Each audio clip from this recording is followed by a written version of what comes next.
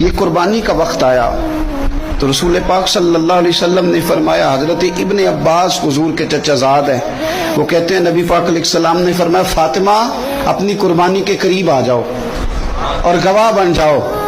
فرمایا اس کے خون کا قطرہ زمین پہ بعد میں گرتا ہے، اللہ قربانی کرنے والے کے سارے گناہ پہلے معاف فرما دیتا ہے۔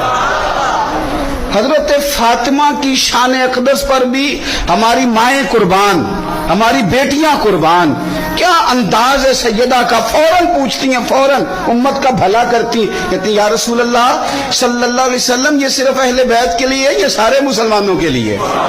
کیا کمال ہے، کتنا پیار ہے حضور کی امت سے۔ حضور یہ صرف اہل بیت نبوت کے لیے ہے؟ نبی پاک نے فرمایا نہیں فاطمہ یہ ساری امت کے لیے فضیلت ہے کہ قربانی کرنے والے کے جانور کا خون کا قطرہ بعد میں زمین پہ گرتا ہے، اللہ سارے گناہوں کو پہلے معاف کر دیتا ہے۔